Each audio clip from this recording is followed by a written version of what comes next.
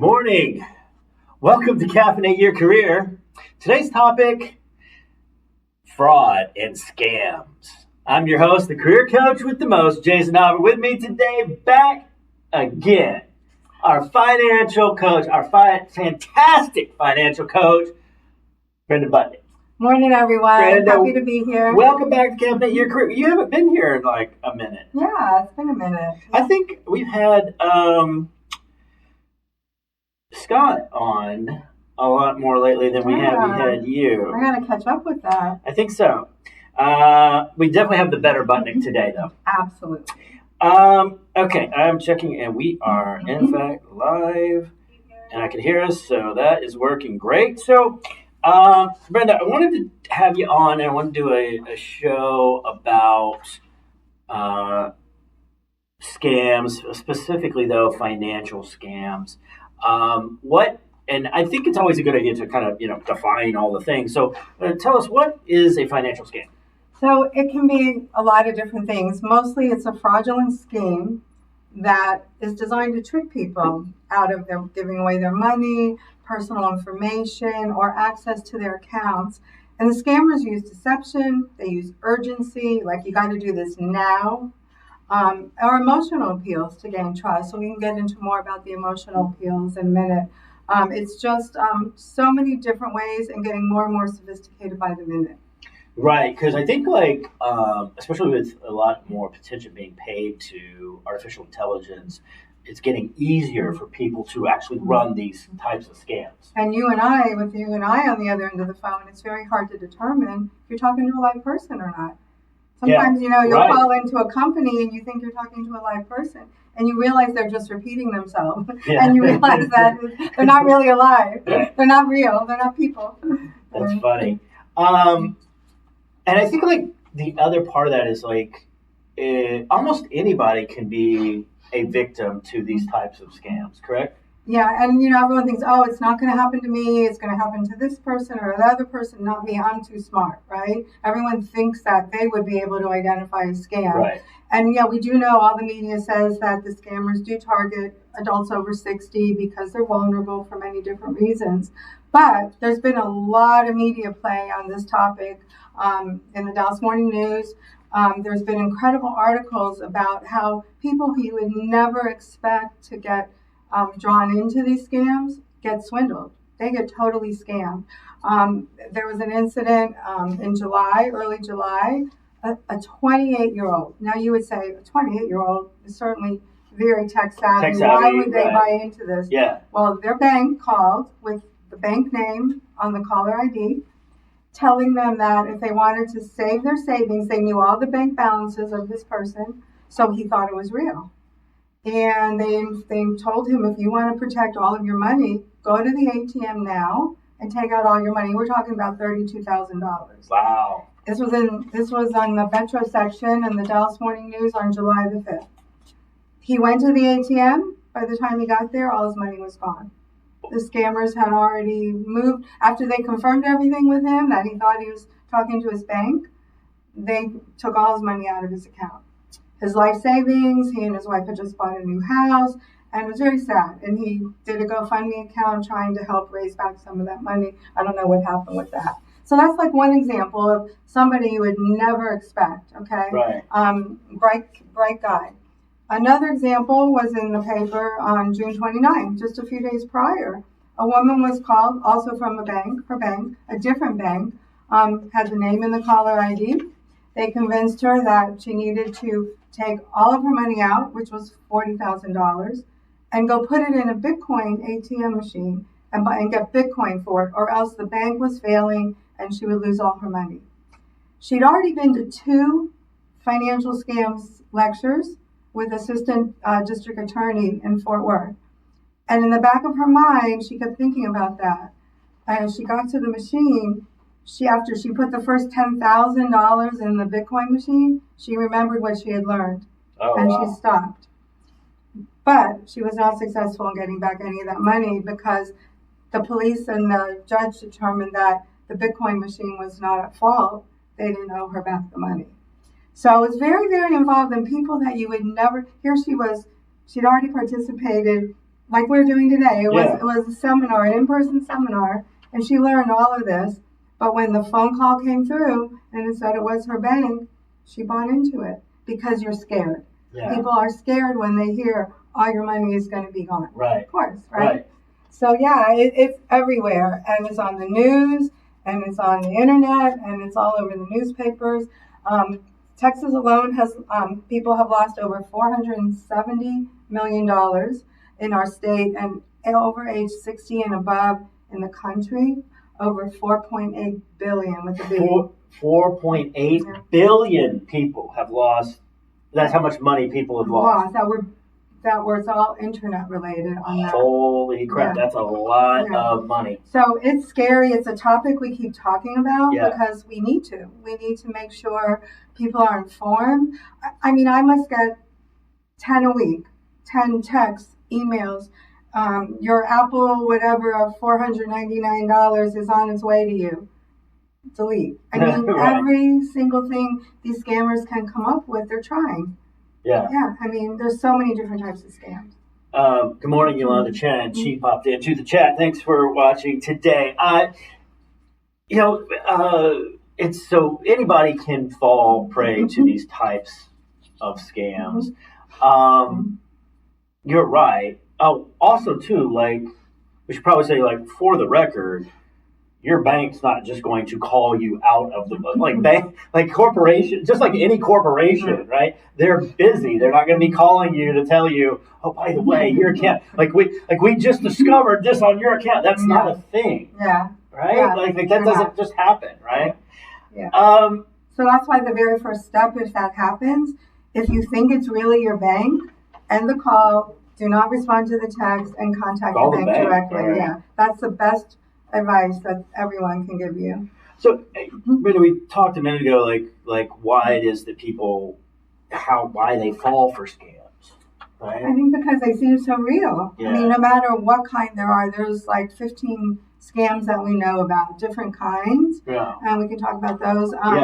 But they all seem real, and they're playing on heartstrings, they're playing on emotions, they're playing on urgency, and people respond to that. It's like the emails that say, please click this link and contact us immediately, all in capital letters, right? Because like, it's not by Friday the 15th at 2:00. I mean, because they don't know when you're going to open the email. Yeah. Right? So it's just like that sense of urgency. And I guess you're right, that fear, right? Because nobody wants to lose their account or their money or their wife. Anything, right? Yeah. The grandchildren, right? There's a grandchildren scam. Yeah, let's talk about like types of scams that there are, so that people are aware. One, of course, would be the gift card scam. That's huge. I had a client once in banking that got involved in this. An older gentleman. This is communication to you via phone or text or email with orders of what to do. That you need to go to. You will make this amount of money if you follow my instructions. Go to the store, buy X amount of gift cards. We're going to send you the money for it. It looks like they're sending you the money. You think you're using their money to go buy the gift cards. You buy all the gift cards, and then you're supposed to send them somewhere. Yeah. And once they get them, either you're supposed to send them or you're supposed to call them with the actual codes. Okay. And then as soon as you do that, they're gone. And then the money's not really there, that you used your own money, and then you're out all that money. Wow. And they've made this huge amount of profit on you sending gift cards. And they got their gift card. They got their codes or digital, however they got it. Yeah. Yeah. So that's a huge one. And that particular client I had years ago, they actually made him hold on the line on his phone, while he did everything, and they were tracking him. Oh, yeah. And when he got scared for a minute and tried to divert from the plan, they were yelling at him on the phone. Really? Go back, do this. Yeah, it was very, very hard to hear. So it's out there. That's crazy and scary. What about there's the tax scam? What is that? I think that's kind of I've not had a lot of that. I think that's kind of where, maybe people are promising you tax refunds if you do such and such. So that's not the most prevalent. But the next one That's is really like the sweetheart. Sweetheart with called Scam. romance scams, Yeah. where first of all you're not going to get asked for any money for at least about 6 months. So these are people that reach out to you either online, texting, email. It's all done digitally, right? And they want to get to know you. They found you online and you look perfect for them. And they develop this camaraderie digitally, virtually, however, for a number of months. And you develop a trust, possibly a love for this person, never met. You've seen them virtually. It may or may not even be the real person you're communicating with. Right. And after about 6 months, when you've bought into their story and you feel like you have a relationship, they start asking you for a little bit of money. Oh, my mother is sick, my daughter is sick, I need to help them with the doctor. Can you send me $50, $100? And then over a number of months, that turns into way more money. And you're already in love. Yeah. You're already associated with this person in a meaningful way. And they just keep sending more and more money. And then they find out when that money is sent, that person disappears. It's like a catfish kind of scheme, right? Yeah. Because like you never really see the person. I mean, they can see Right. them virtually if they want to, for Like that on- kind of thing, they'll do virtual Okay. meetings, Zoom, Zoom. Teams, whatever. Yeah. They'll meet them, they'll see face to face, but never usually in person. Gotcha. Yeah, they're usually somewhere else. Supposedly, they're probably way overseas somewhere, Yeah. other places. That's pretty bold. Yeah. Oh, and it happens a lot. Yeah. Yeah. I also had a client involved in that, and he kept coming in to wire money out, and we kept telling him, don't do this. This is a scam, and he wouldn't believe us. And then he found out it was a scam. Because he was so in love. And Yeah, he was in love. Yeah. She loves me. I love her. Yeah. That's crazy. So, y'all, people that, especially the online dating, don't be giving away your money. Exactly. What about the grandparents thing? We talked earlier about older people being caught up in these types of scams. What is that scam? So that's even more incredible because somehow or another the scammers know your grandchildren's names and they get their voices from somewhere, or at least a voice similar enough that you believe it, and they'll play a video and put that on the phone. Like you'll hear your quote grandchild on a audio call, or not video but audio, saying, crying, grandma and grandpa, I'm in jail or whatever, I'm hurt, I'm in the hospital, I need you to send money right away. And the person that's contacted you has you believing the only way to help your grandchild or any other family member, it could be as well, but is by sending money immediately. Again, the immediately thing. Yeah. So that's a really hard one to believe, but it's true. Yeah, I think just by saying a sentence or two, people can use AI or audio editing equipment to create whatever type of text or sounds, sentences that they want to. Yeah. Right? In fact, I just saw that on a movie where the terrorists were, having the world leaders say whatever they the sentence, and then they would manipulate it to make them believe that that's what's actually happening. Yeah. That's pretty scary. And the best thing to do in that case is hang up, call your family member, grandchild, other family, whatever, and make sure they're okay. Yeah. Don't believe it from whatever phone call you get. Yeah, that's kind of because you want to be helpful and it's an immediate thing, and it's what about the current event scam? What is that? That one just could be also a scare tactic, this was in the news, and I saw you involved in this, whatever, and in order for me to help you, you need to send me money. It's always about the money. Yeah. Yeah, it's just kind of like a fear factor. And then I like the winning the lottery or the prize. You got a prize, right? Oh, that's very believable, right? Yeah. Because everybody wants to believe they won something. Yeah. And usually, in order to win those prizes, they make you send money first. You send this money, we're going to send you your money. And never, ever, ever fall for that. Yeah, right. Because I get stuff all the time, your Apple Card is ready, or I'm like, Right. I never applied Yeah. for that. Like, Yeah. I don't have any, Yeah. or if the like the bank, I've gotten that scam before too. Right? It's like, I don't even bank here. What are you talking about, right? And what I think we should have mentioned, like on the bank scams, when people think they're losing their money, on any scams really that come through on an email, all you have to do is hover over the sender's name, even though it might say your bank name, it's going to say a person's name at a really funky email address. It's just going to be a person behind that. Yeah. So never, ever, ever believe that it's really your bank. Or it could be like a fake website too, right? Because they want you to put your information in there to get that data. Yeah. But that's a good tip. Is take your mouse and hover over the email address or URL to make sure that where it's going to where it's true. And like never click those things. No. Just go directly to chase.com and check it out. Right? Your real bank login. Absolutely. Yeah, and so a good tip don't ever click anything. No clicking. No clicking. If you read that email and you haven't clicked anything, you're good. Just delete it and report as junk. Usually your phone will let you do that. Yeah. What about the imposter scam? I think that's a lot like, with the family scams, because people are claiming to know your family, be part of some inner circle that you're in. I'm your brother's best friend, or I'm your this or that, your third cousin's once removed daughter. Right. So they're posing. It's posers. They're posing as somebody claiming to be in your circle of people and family.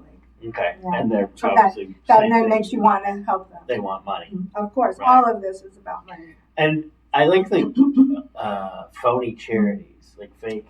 Yeah. Be very careful when donating to charities. Make sure you go to the real website. The information is secure. Your credit card information, it'll tell you, is secure. You always want to make sure that when you look at the website, you've got that HTTPS. And that S means that the site is secure. So that's super important. Yeah, especially when you're doing any online transactions, right? Lots of phony charities out there trying to get your money. So the human fund is not a real. JFS, though, Jewish Family Service in Greater Dallas. We are a real nonprofit organization. You can donate to us anytime. That's right. We would appreciate that. Yeah. And then like investment scams. Those like Ponzi schemes. Huge, huge. Mostly, it involves hedge funds or Ponzi schemes. Your best friend, somebody, is saying this is the best thing they ever saw. And until you check it out, just don't take anybody's word for it. Don't just click on their link and go in. They could be part of it as well. And, it's all about just, things that sound too good to be true. And a lot of it's been Bitcoin.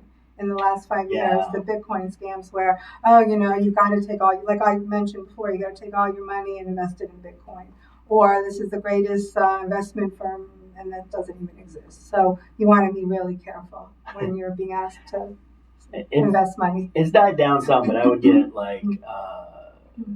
get direct messages on LinkedIn from people wanting me to invest in Bitcoin. And if I had time, I would just kind of mess around with them, right? Like, I think I've heard of this. This is like future money, right? I'm like, no, Bitcoin's going to replace the banks. Like, there's going to be an actual Bitcoin location? Like, they had no idea because they're trying to scam me. And like, I would string them along for a couple of days, like, dude, I know this is a scam. And they would get so mad and just like, cursing me. Well, you did way more than you probably should have. But like I didn't even realize until I read these articles what these people did, that there were actual ATMs where you can put money in and Bitcoin comes out. And there's like thousands of them, hundreds of thousands of them in the country. That's one company said. That's crazy. I had no idea. Yeah. And usually they're in like your convenience stores, whatever. And they, in this particular story of that woman, they sent her to a particular location. Even though the company has hundreds of thousands of machines all across the country, they were not considered at fault because they didn't do anything to the woman. Right. Yeah. Well, I mean, that makes sense. It's a real machine. I guess it really does spit out Bitcoin. if you put your money in. So it's a legitimate thing. Just real quick in the chat, our good buddy Scott Butnick said, Oh. I heart this LinkedIn live stream because there are always great guests. Yes, Thank you, there are. And Yolanda Chen says, it's frightening how common these scams are. I know, thank you, Yolanda and Scott, both. That's what, for the comments, that's why we're doing those episodes today, because they are so common. I think we got most of. Did we do all those? Oh, yeah. Home investment was, I think. We did. The last one we were going to mention was home repairs, and for the older adults, the solar scams are so huge. Solar is not a scam. Solar is a real thing. You can buy solar screens, whatever they are, inserts for your home. Yeah. The rule of thumb is, unless you're going to live in that home for 25 more years, you're not going to be breaking even on the solar expense. So why do they target older people? Because the first thing they tell you is you're going to save all this money on your electric bill because solar is free, cheap, whatever it is they're charging. However, if you're in your 70s or 80s, what's the likelihood of you living in that house for 25 more years? And they're also very deceptive. We had a client where they came to the front door, they had an iPad in their hand, they showed him all kinds of pictures and this and that, and they had him point to something and touch the iPad, and that was fraudulently making him accept the sale. Wow. And they came back and he said, I did not accept this. And they said, yes, you did. You did this on the iPad. And it was all fraudulent. And he told them, you come on my property and I'll call the police. And they went away. So that's the kind of thing you would never expect. Like a friendly person comes to your front door, you're 80 years old, you have no one else to talk to that day, you carry on a conversation, they're now your best friend, and you believe anything they tell you. And that's how these scams happen. Solar energy is a business, it is a legitimate business, but I think it is a complete waste of money because what they don't tell you is all the solar panels are could be easily damaged by hail, and then with the first hailstorm, and now you got damaged panels that they either have to come out and replace or start that whole thing over again, right? Well, that's another fight on your hands. Yeah, I mean, solar energy is fine, but you gotta make sure you know what you're doing. I remember I had a guy come to my house to the door, and for some reason I answered the door. I usually don't, just because I'm not expecting anybody. So any rando person coming into my, knocking on my door, I don't usually go and check it out. But I did, and he's wanted to sell me solar panels. And he was like a kid. He was maybe 24, 25. And I looked at him and I was like, do I look like I'm resourceful? He's like, yeah. I was like, do I look like I'm a smart guy? He goes, yeah. I was like, then don't you think if I actually wanted to have solar panels, I would because I am resourceful and smart? And he goes, I'm like, get out of here. Oh my God. The other big scam with homes are the roof repair people that come out of nowhere after a hailstorm or a bad Texas storm. Yeah. And never just take a walk up as your company. You want to do your due diligence and check them out. Make sure now they don't have to be insured with the state. That's really interesting. Really? And they don't have. That's why they can scam in that industry. So I think they did pass a law recently. I don't know if it went through yet. They're trying to pass a law to have roof contractors be licensed. But up until a while back, I think maybe in the past couple of years, I hadn't heard that went through yet. But I could be wrong. It might have gone through.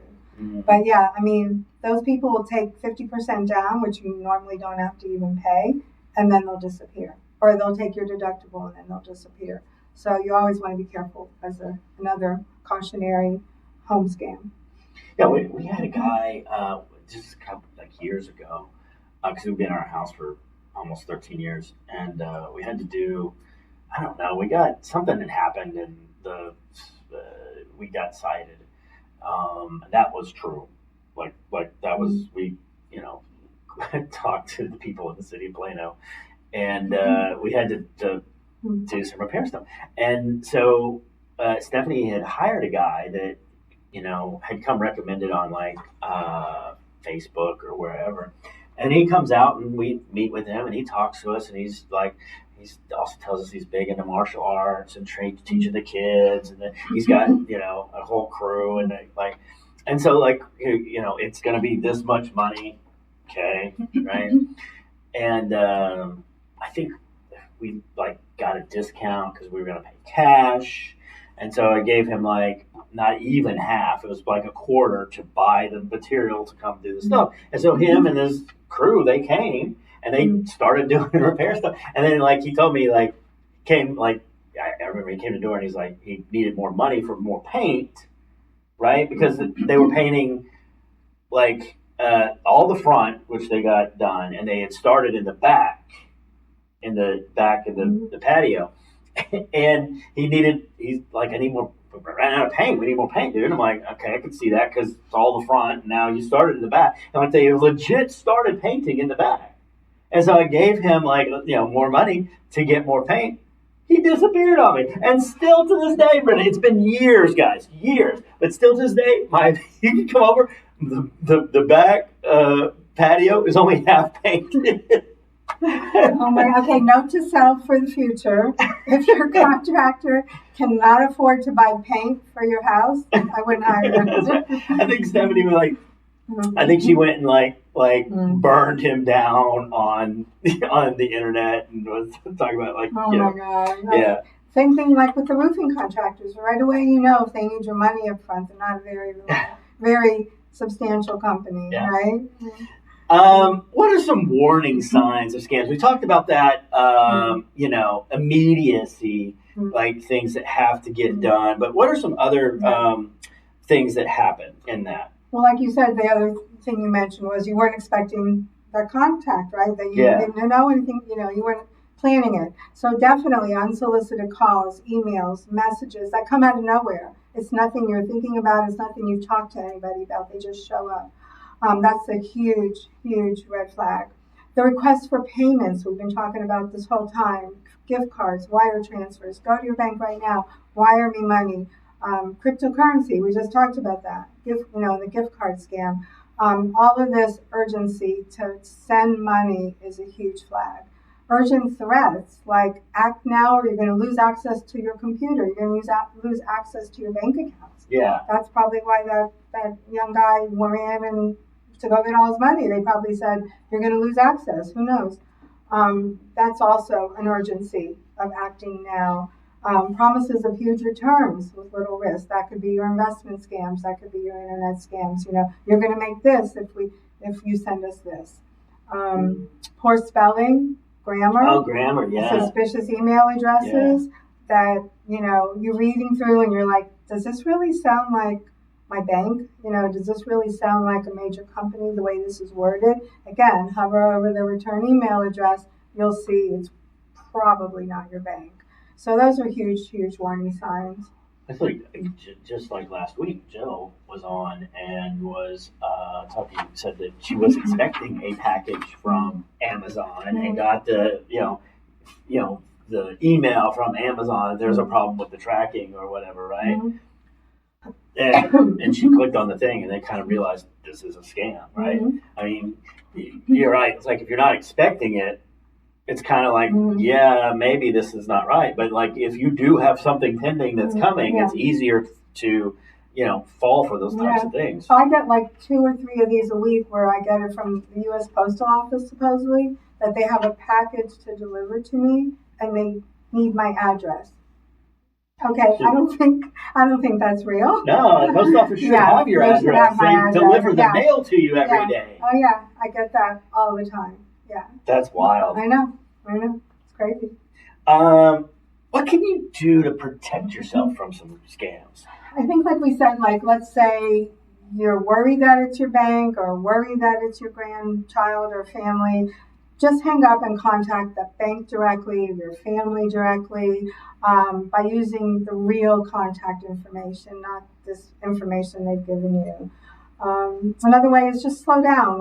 Don't get scared by their urgent tactics. You're reacting under pressure and fear. Yeah. And just stop. Think about what you know. Think about what you can do to like end the conversation and just verify. Always verify. Stop and verify.